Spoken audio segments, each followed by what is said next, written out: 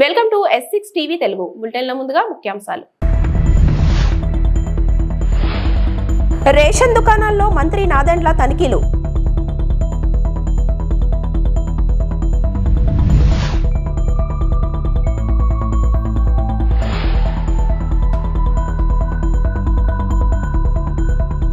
గండికోటను పర్యాటక ప్రాంతంగా తీర్చిదిద్దేందుకు కృషి చేస్తాం. కేంద్ర మంత్రి పెమ్మసాని చంద్రశేఖర్.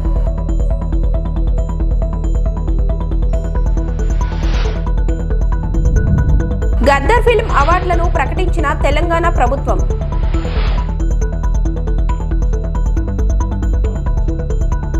అలీపుర్దువార్లో జరిగిన బహిరంగ సభలో ప్రసంగిస్తూ ప్రధానమంత్రి మోదీ భారతదేశ అభివృద్ధిలో బెంగాల్ కీలక పాత్రను నొక్కి చెప్పారు. 2.5 లక్షల ఇళ్లకు శుభ్రమైన సరసమైన పైపుల గ్యాస్ ను అందించడానికి అలీపుర్దువార్ మరియు కూచ్ బెహార్లలో సిటీ గ్యాస్ డిస్ట్రిబ్యూషన్ ప్రాజెక్టును ఆయన ప్రారంభించారు. ఈ చర్య సురక్షితమైన వంటశాలలు, గ్రీన్ ఇంధన యాక్సెస్ మరియు సేవలను ఇంటి వద్దకే డెలివరీ చేస్తామని హామీ ఇస్తుంది.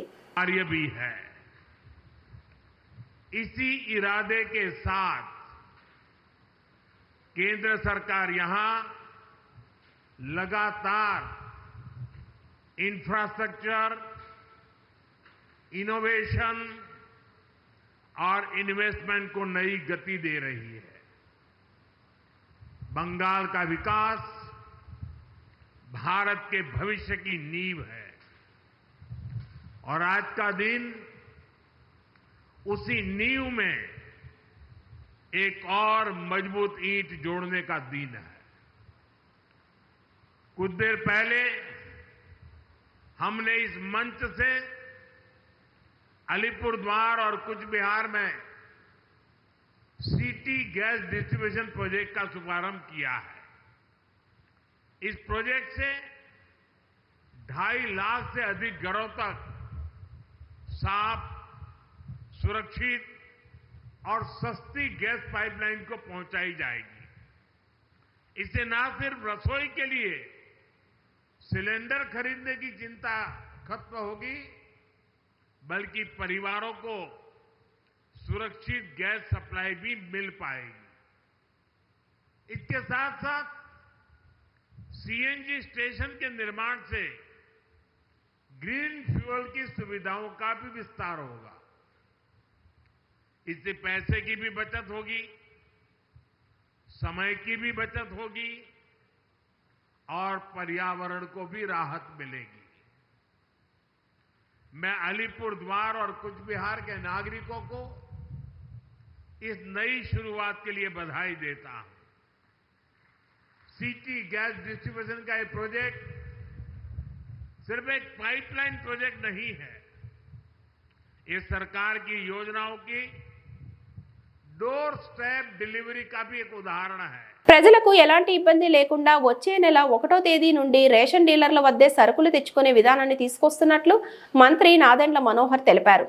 విజయవాడలోని దుకాణాల్లో మంత్రి తనిఖీలు చేశారు. 1 నుండి 15వ తేదీ వరకు ఎప్పుడైనా రేషన్ తీసుకునే వెసులుబాటు కల్పిస్తున్నట్టు మనోహర్ చెప్పారు. అనేక సమస్యలు గత ప్రభుత్వం సృష్టించింది. కూటమి ప్రభుత్వం వచ్చిన తర్వాత చాలా లోతుగా అధ్యయనం చేసి ప్రజలకి ఎక్కువగా ఉపయోగపడే విధంగా ప్రతి నెల సరుకులు అందుకోవడానికి పన్ను మానేసుకుని వ్యాన్ ఎప్పుడు వస్తుందో అనే ఎదురు చూడకుండా ఎప్పుడు కూడా వీళ్ళకి అందుబాటులో ఉండేటట్టు ఈ షాపులన్నీ కూడా తెరిచే విధంగా ఒక అద్భుతమైన కార్యక్రమం కేంద్ర ప్రభుత్వంతో రాష్ట్ర ప్రభుత్వం కలిసి చేస్తుంది.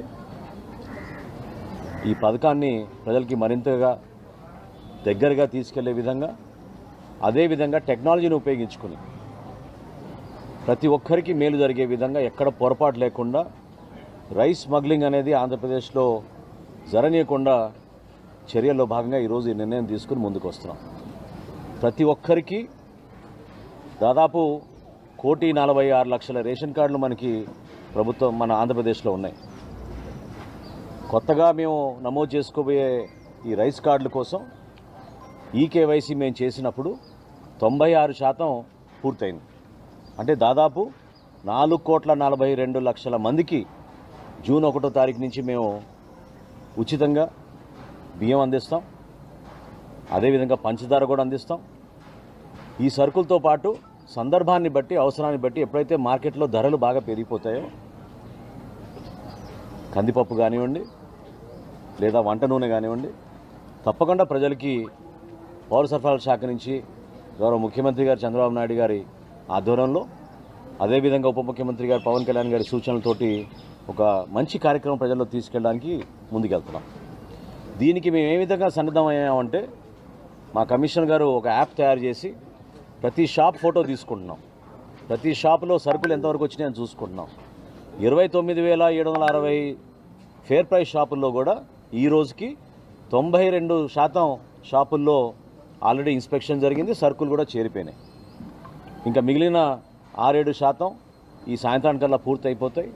అదేవిధంగా డీలర్లు కూడా ఇబ్బంది కలగకుండా ఉండడానికి కోసం వాళ్ళకి ఆ మెషిన్లు, ఈ ఈపాస్ మెషిన్లు కూడా ఉచితంగా సర్వీస్ చేసేటట్టు మా సిబ్బంది ఏర్పాటు చేశారు. ప్రతి మండలంలోనూ, ప్రతి సబ్ కలెక్టర్ ఆఫీస్లోనూ, విజయవాడలో కూడా మనకి ఈరోజు జరుగుతుంది క్యాంపు. వీటి పర్ఫార్మెన్స్ కానివ్వండి, బ్యాటరీ కానివ్వండి, ప్రింటింగ్ సరిగ్గా ఉందా లేదా చూసుకోవడం. అదేవిధంగా వేయింగ్ మెషిన్లు తూనికల దగ్గర, కొలతల దగ్గర పొరపాటు రాకూడదనే ఉద్దేశంతో ఖచ్చితంగా మా డిపార్ట్మెంట్, లీగల్ మెట్రాలజీ డిపార్ట్మెంట్ నుంచి కూడా వీరిపైన ఒక అవేర్నెస్ క్యాంప్ తీసుకొచ్చి ప్రతి మండలంలోనూ ఈ రోజున రాష్ట్ర వ్యాప్తంగా ఒక ట్రయల్ రన్గా ఈరోజు చేసుకున్నాం. సో ఈ పర్టికులర్ డిపో 2018 చాలా సీనియర్ ఆయన, దాదాపు 30 సంవత్సరాల నుంచి ఆయన నిర్వహిస్తున్నారు. హరిప్రసాద్ గారు, శివప్రసాద్ గారు, పసుపులెట్టి శివప్రసాద్ గారు. సో ఆయన ఆధ్వర్యంలో ఈ ప్రాంతంలో దాదాపు 1540 రేషన్ కార్డులకి ఆయన జూన్ 1వ తారీఖు నుంచి సరఫరా చేస్తారు. అందులో దాదాపు 60 నుంచి 70 వృద్ధులు, దివ్యాంగులు, వాళ్ళందరికీ కూడా ఇంటింటికి ఖచ్చితంగా సరఫరా జరుగుతుంది. దయచేసి ఎవరు ఎటువంటి అనుమానాలు పెట్టుకోబాకండి. జూన్ 1వ తారీఖు నుంచి 5వ తారీఖు లోపే ఏ విధంగా ఒక మార్పు తీసుకురాగలిగామో, ఏ విధంగా ప్రజలకి మరింత మెరుగైన పాలన అందించే విధంగా ఇంటి వద్దకే వాళ్ళకి రేషన్ తీసుకొచ్చి వృద్ధులకు, దివ్యాంగులకు ఏ విధంగా మేము సేవా కార్యక్రమాలు చేస్తున్నామో రాష్ట్ర వ్యాప్తంగా రేషన్ డీలర్లు అందరూ కూడా సమాయుక్తమయ్యారు, సిద్ధంగా ఉన్నారు. ఆ మార్పుని ఖచ్చితంగా రాష్ట్ర ప్రజలకి, మన రాష్ట్ర భవిష్యత్తుని దృష్టిలో పెట్టుకుని తీసుకునే నిర్ణయం. Thank you.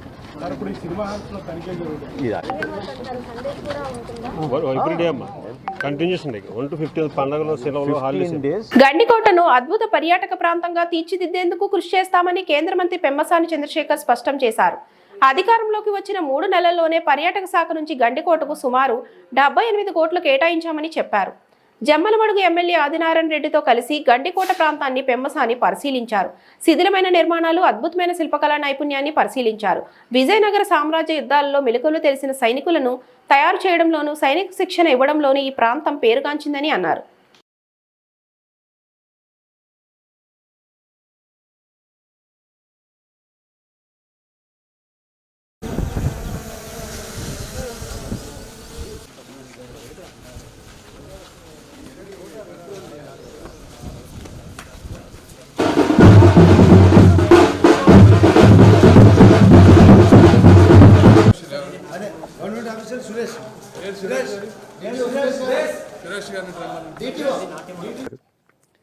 అదేవిధంగా రాయలసీమ ప్రాంత వాసులకు, గండికోట పరిసర ప్రాంతాల్లో ఉన్నటువంటి ప్రజలకు అందరికీ కూడా, స్థానికులు అందరికీ కూడా నా కృతజ్ఞతలు. ఒకసారి మీరు చరిత్రలోకి వెళ్ళి చూస్తే శ్రీకృష్ణదేవరాయలు గారి సామ్రాజ్యంలో ఆ రోజుల్లో భారతదేశం మొత్తం మీద దండయాత్ర చేసినా కూడా ఈ ప్రాంతాన్ని 200 సంవత్సరాలుగా కాపాడారు. అందులో ప్రధాన పాత్ర పోషించినటువంటి వ్యక్తులు చీఫ్ కమాండర్ ఆ రోజు ఉన్నటువంటి పెమ్మసాని రామలింగ నాయుడు గారు. అదేవిధంగా వారి తర్వాత 1350 నుంచి దాదాపు 200 సంవత్సరాలు, 1550 వరకు ఈ ప్రాంతాలని కాపాడుతూ హిందూ సామ్రాజ్యాన్ని పరిరక్షించినటువంటి వ్యక్తులు. ఈ గండికోట ప్రాంతంలో ముఖ్యంగా ఈ చుట్టుపక్కల ప్రాంతానికి కావాల్సినటువంటి సేనలన్నిటికీ అందరినీ కూడా శిక్షణ ఇచ్చేటువంటి ప్రాంతం ఈ ప్రాంతం. అదేవిధంగా ఈ కోట కట్టడాన్ని మీరు చూస్తే 3 వైపులా శత్రువులు ఎక్కడా రాని విధంగా ఒక అద్భుతమైన వ్యూహరచనతోటి బిల్డ్ చేశారు. ఓన్లీ ఒకే ఒక ఎంట్రన్స్ ఉంది. మరి ఆ రోజుల్లో వాళ్ళందరూ వచ్చి మీర్జుమ్లా వీళ్ళందరూ 2-3 నెలలు ఫైట్ చేసినా కూడా చేతగాని, దీన్ని ఛేదించడం చేతగాని పరిస్థితుల్లో ఒక విష ప్రయోగం చేసి చంపిన తర్వాత, పెమ్మసాని వారిని చంపిన తర్వాత మాత్రమే కోటని చేజిక్కించుకోగలిగారు. అదేవిధంగా అప్పుడు శ్రీకృష్ణదేవరాయలు గారి టైంలో ఉన్నటువంటి హిందూ టెంపుల్స్ ఇవి కూడా కొంచెం అన్నీ కూడా డిస్టర్బ్ అయిపోయినాయి. అయితే చరిత్ర ప్రజలకు తెలియాల్సిన అవసరం ఉంది. ఈ చుట్టుపక్కల ప్రాంతం చూస్తే నేను మా జయరామ్ గారు ఉన్నారు, మేము చాలా దేశాలు తిరిగాం, చాలా అందమైన ప్రాంతాలను చూసాం ప్రపంచం అంతా. అయితే ఈ ప్రాంతంలో ఇప్పుడు అమెరికాలో ఉండేటువంటి గ్రాండ్ క్యాన్యన్ ఉంది, అది కూడా ఇలానే ఉంటుంది. కాకపోతే దానికి ఒక అద్భుతమైనటువంటి ఈ విధమైనటువంటి రివర్ లేదు, వాటర్, మంచి సౌందర్యమైనటువంటి కొండలు, చుట్టుపక్కల కొండలు కూడా అక్కడక్కడ ఉంటాయి. కానీ సుదూర ప్రాంతాల్లో ఉన్నటువంటి కొండలు, విపరీతమైన వెడల్పు ఉన్నటువంటి కొండలు ఇప్పుడు ఎక్కడా లేవు. ఈ ప్రాంతానికి వస్తూ ఉంటేనే మా మనసు పులకించింది. ఈ ప్రాంతాన్ని అద్భుతంగా డెవలప్ చేయాలి, చేస్తే చరిత్ర తెలుస్తుంది, రాయలసీమ బాగుపడుతుంది. అందుకనే గవర్నమెంట్ వచ్చిన తర్వాత మొదటి 3 నెలల్లో, ఎందుకంటే నా పూర్వీకులు కాబట్టి ఆదినారాయణ రెడ్డి గారు కూడా నాతోటి 2-3 సార్లు మాట్లాడేవారు, ఇంతకుముందు మాట్లాడేవారు, గవర్నమెంట్ వచ్చిన తర్వాత మాట్లాడేవారు. కానీ వెంటనే ఆ రోజు టూరిజం మినిస్టర్ గారి దగ్గర కూర్చొని DPR ఇక్కడి నుంచి సిద్ధం చేసుకుని 2024 సంవత్సరానికి గాను గద్దర్ ఫిల్మ్ అవార్డులను తెలంగాణ ప్రభుత్వం ప్రకటించింది. కల్కి చిత్రానికి 2024 సంవత్సరం ఫస్ట్ బెస్ట్ ఫీచర్ ఫిల్మ్ గా జ్యూరీ కమిటీ నిర్ణయించింది. వివిధ విభాగాల వారీగా, కేటగిరీల వారీగా విభజించి అవార్డులను ప్రకటించింది. జ్యూరీ కమిటీ చైర్మన్ జయసుధ అవార్డులను ప్రకటించారు. తెలంగాణ గవర్నమెంట్ గౌరవ ముఖ్యమంత్రి శ్రీ రేవంత్ రెడ్డి గారికి, ఉప మంత్రి శ్రీ భట్టి గారికి, అలాగే సినిమాటోగ్రఫర్ మినిస్టర్ కోమటిరెడ్డి వెంకటరెడ్డి గారికి, అండ్ మన FDC చైర్మన్ దిల్ రాజు గారికి, MD హరీష్ గారికి, అందరికీ, ద హోల్ టీమ్ అందరికీ మా ధన్యవాదాలు తెలుపుకుంటున్నాము. సో యాజ్ దిల్ రాజు గారు చెప్పారు, మళ్ళీ నేను అంతా రిపీట్ 14 years తర్వాత అవార్డ్స్ రావడం ఇక పెట్టడం అన్నది చాలా మాకు సంతోషం, especially as a movie industry తరఫున. ఎందుకంటే మాకు అవార్డ్సే పెద్ద ఒక boost, it's like a life for us అన్నమాట. సో చాలా చాలా సంతోషం. అండ్ దిల్ రాజు గారు చెప్పినట్టు మాకు గవర్నమెంట్ టోటల్ ఫ్రీడమ్ ఇచ్చింది, ఎలాంటి ఇంటర్ఫియరెన్స్ కానీ వీలైనంత వరకు we did our best. And time ఎక్కువ తీసుకోకుండా I would like to announce Gaddar Telangana film awards for the year 2024 goes to first best feature film Kalki 2898, that is 2898 AD, and second best feature film Putel, third best feature film Lucky Bhaskar. Feature film on national integration, communal harmony and social uplift. Film Committee Kural goes to Committee Kural. Best children's film 35 Chinna Kadakadu. మాజీ మంత్రి కాకాని గోవర్ధన్ రెడ్డి కుమార్తె పూజితారెడ్డి నెల్లూరు జిల్లా YCP party కార్యాలయంలో media సమావేశం నిర్వహించారు. ఈ సందర్భంగా ఆమె మాట్లాడుతూ, మా నాన్న కడిగిన ముత్యంలా బయటకు వస్తారు, మా నాన్నను అక్రమంగా అరెస్ట్ చేశారు, ఈ రోజు నుండి ప్రజలకు అందుబాటులో ఉంటాను అని అన్నాను. మా నాన్న నిజాయితీ వ్యక్తిత్వం గురించి జిల్లా ప్రజలకు తెలుసు అని, అభివృద్ధి, ప్రజల సంక్షేమం తప్ప వేరే ఆలోచన చేయకుండా ఉండే వ్యక్తి మా నాన్న అని అన్నారు.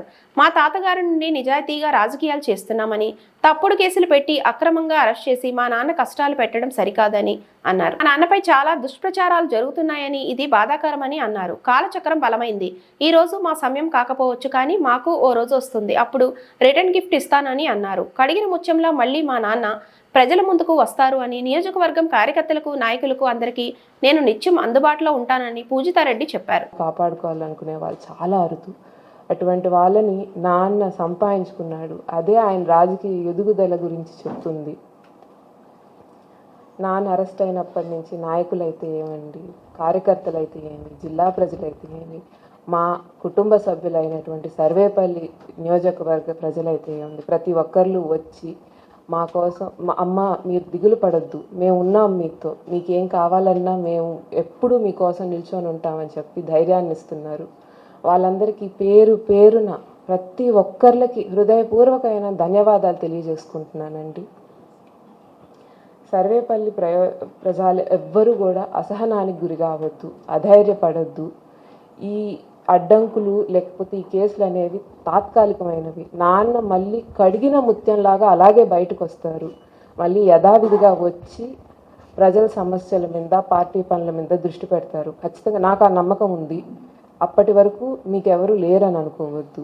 నేను, నాతో పాటు పార్టీ కార్యకర్తలు కానీ, పార్టీకి సంబంధించినటువంటి వ్యక్తులు అందరూ కూడా మీకు అండగా ఉంటాము.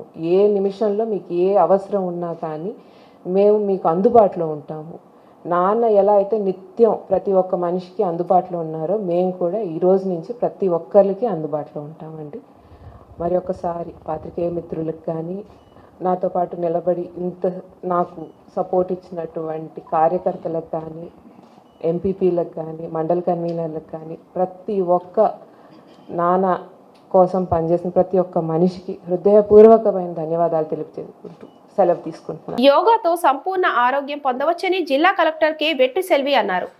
శ్రీవారి శేషాచలం కొండపై ఉన్న అతిథి గృహంలో జరిగిన యోగా కార్యక్రమంలో గురువారం ఆమె joint collector Dhatri Reddy, Jangareddygudem RDO రమణితో కలిసి పాల్గొన్నారు. ఇందులో మండలంలోని పలువురు అంగన్వాడీ, ఇతర కార్యకర్తలు, మహిళలు పెద్ద ఎత్తున పాల్గొన్నారు. ఈ సందర్భంగా కాసేపు ఆమె యోగాభ్యాసాలను చేశారు. అనంతరం ఆమె మాట్లాడుతూ ప్రస్తుతం ఉరుకుల పరుగుల జీవితంలో వ్యాయామం చేయడమే మర్చిపోవడం జరుగుతోందన్నారు. ఇందువలన అనేక వ్యాధులకు గురి కావాల్సి వస్తోందన్నారు. యోగా సాధన ద్వారా అపార ప్రయోజనాలు కలుగుతున్నాయన్నారు. యోగా శారీరక, మానసిక, ఆధ్యాత్మిక శ్రేయస్సును సమతుల్యం చేయడానికి దోహదపడుతుందన్నారు. ఇది కేవలం వ్యాయామం మాత్రమే కాదని, శారీరక దృఢత్వం, ప్రశాంతత మరియు మనశ్శాంతిని అందించడానికి సహాయపడుతుందన్నారు. ప్రతిరోజు యోగా చేయడం నిత్యకృత్యంగా మార్చుకోవాలన్నారు. తద్వారా అనేక వ్యాధులను దూరం చేసుకునేందుకు వీలుంటుందన్నారు. మాస్టర్ ట్రైనర్స్ ప్రతి ఒక్కరూ 50 ట్రైనర్స్కి శిక్షణ పూర్తి చేయాలన్నారు. ప్రతి సచివాలయంలో యోగా పోటీలను నిర్వహించాలన్నారు. కార్యక్రమంలో పలువురు అధికారులు, అనధికారులు పాల్గొన్నారు.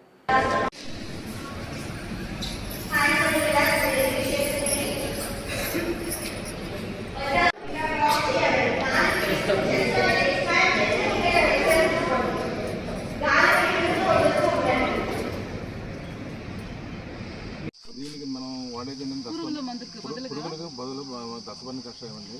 వేపగింజల కషాయం ఒకటి, దశపర్ణ కషాయం. వేప కషాయం పనికి వస్తుంది. బాగా పని. మనం వేపగింజల నుంచి మనం కషాయం తీసుకుంటే అసలు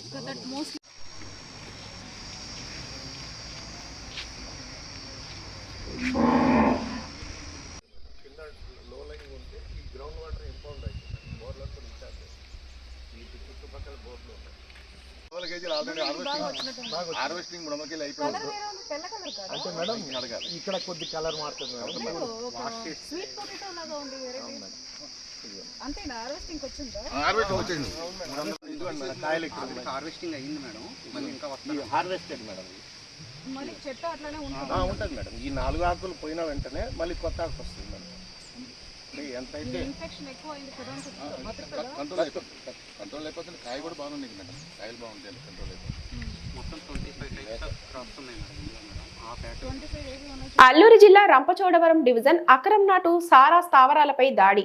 దేవీపట్నం మండలంలోని అక్రమ నాటు స్థావరాలపై దాడి నిర్వహించిన ఎస్ఐ షరీఫ్ గడిచిన 8 నెలల వ్యవధిలో అక్రమంగా నిర్వహిస్తున్న నాటు స్థావరాలపై దాడి నిర్వహించి 18 నాటుసారా కేసులు నమోదు చేసి 19 మందిని అరెస్ట్ చేశామని తెలిపిన ఎస్ఐ షరీఫ్ ఈ దాడుల్లో తయారీకి సిద్ధంగా ఉన్న 6000 లీటర్ల పులిసిన బెల్లపు ఊటను ధ్వంసం చేసి అమ్మకానికి సిద్ధంగా ఉన్న 650 లీటర్ల నాటుసారా సీజ్ చేశామని తెలిపిన షరీఫ్ మండలంలో అక్రమంగా నిర్వహిస్తున్న బెల్ట్ షాపులపై దాడులు నిర్వహించి 21 మంది వ్యక్తులపై చట్టపరమైన కేసులు నమోదు చేశామని తెలిపిన SI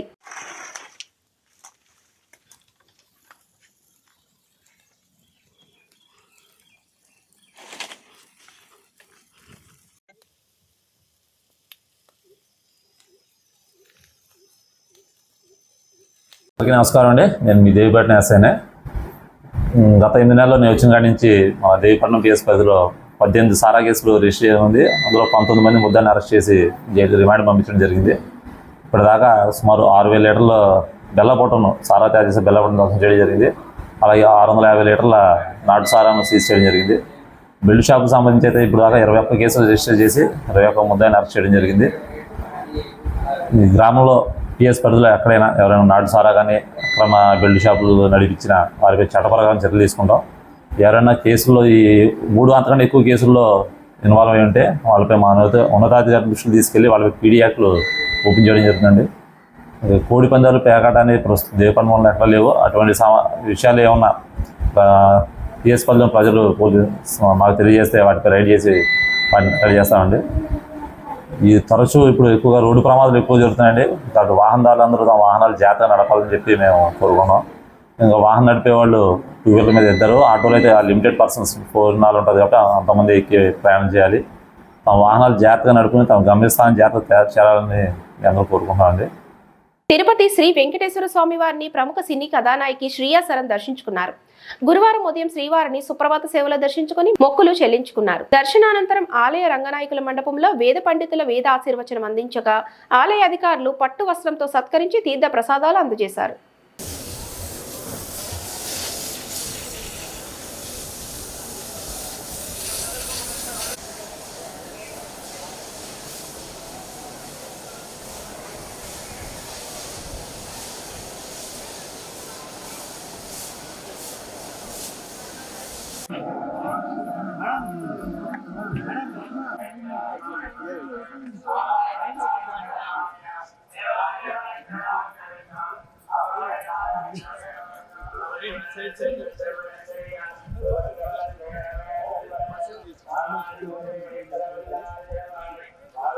One second.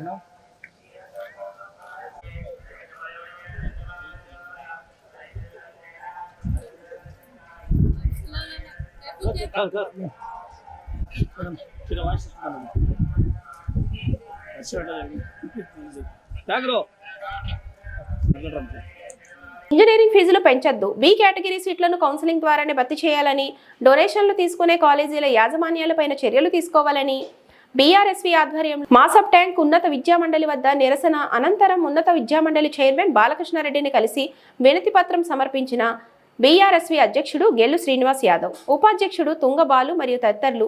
Gellu Srinivas Yadav BRSV రాష్ట్ర అధ్యక్షులు. రేవంత్ రెడ్డి గారి ప్రభుత్వం ఎన్నికల ముందు కాంగ్రెస్ పార్టీ అధికారంలోకి వస్తే మొత్తం బి కేటగిరీ సీట్లను కూడా కరీంనగర్ కోటలో అయితే ఏ విధంగా భర్తీ చేస్తారో ఆ విధంగానే వాళ్ళ బి కేటగిరీ సీట్లను కూడా మేనేజ్మెంట్ సీట్లను కూడా భర్తీ చేస్తామని చెప్పి ఆ రోజు మాట ఇచ్చిన రేవంత్ రెడ్డి గారు ఇవాళ అధికారంలోకి వచ్చి సంవత్సరం నరైనా కూడా ఇది 2వ సంవత్సరం నడుస్తున్నా కూడా ఇంతవరకు కూడా ప్రభుత్వం కూడా ఇవాళ ఇంజనీరింగ్ కాలేజీల కోసం ఇలాంటి డైరెక్షన్ ఇవ్వకపోవడం వల్ల ఇవాళ మొత్తం ఇవాళ రాష్ట్రంలో ఇంజనీరింగ్ కాలేజీలు మొత్తం కూడా ఇవాళ సిఎస్సి లాంటి కోర్సులు అన్నిటి కూడా ఒక్కొక్క విద్యార్థి దగ్గర ఇవాళ ఇప్పటికే కౌంటర్లు ఏర్పాటు చేసుకొని 20 నుంచి 20 లక్షల వరకు ఇవాళ డొనేషన్లు తీసుకుంటున్నారు. మామూలు వాళ్ళు ఇవాళ మెరిట్ ఉండే విద్యార్థులు కూడా ఇవాళ ఈ కాలేజీలో చేరాలంటే ఇవాళ ఆర్థికంగా డబ్బులు కట్టలేని పరిస్థితి ఉండదు కాబట్టి చేరాలంటేనే ఇవాళ భయపడతా ఉన్నారు. ఈ ప్రభుత్వం ఇంజనీరింగ్ కాలేజీలతో యాజమాన్యాలతో కుమ్మక్కై ఇవాళ కన్వీనర్ కౌన్సిలింగ్ ఏ విధంగా నిర్వహిస్తారో బి కేటగిరీ సీట్ కూడా ఆ విధంగా నిర్వహిస్తారని చెప్పి మాట ఇచ్చిన ప్రభుత్వం ఇవాళ యాజమాన్యాలు పెట్టిన ఇవాళ బ్రైబ్ కు లొంగి ఇవాళ ఈ రాష్ట్రంలోని సామాన్య ప్రజానికం మీద ఇవాళ ఆర్థిక పరమైన భారం వేసే పరిస్థితి కనిపిస్తా ఉన్నది. ప్రభుత్వం దిగిరాకపోతే ఖచ్చితంగా ప్రభుత్వం మెడలు వంచడం సరే కానీ ₹1 వెంచడం కూడా ఈ ప్రభుత్వాన్ని వదిలే ప్రశ్న లేదు. పేదవాళ్లకు విద్యార్థులందరూ కూడా ఇవాళ బీఆర్ఎస్ విద్యార్థి విభాగం అన్నదానం ఉంటది. కేసీఆర్ గారి నాయకత్వంలో కేటీఆర్ గారి నాయకత్వంలో రాష్ట్ర వ్యాప్తంగా మేము ఆందోళన చేపడతాం. ప్రభుత్వం ఇప్పటికైనా మేల్కొని ఈ ఫీజులు మాత్రం పెంచకుండా చర్యలు తీసుకోవాలని చెప్పి యాజమాన్యాలకు లొంగి కనుక వాళ్ళు ఇచ్చే డబ్బుల కోసం ఆశపడి కనుక ఫీజులు పెంచంటే ఈ రాష్ట్రంలోని పేద వర్గాల మీద పేద ప్రజల మీద భారం పడుతుంది. ఈ వార్తలు ఇంతటితో సమాప్తం. నమస్తే.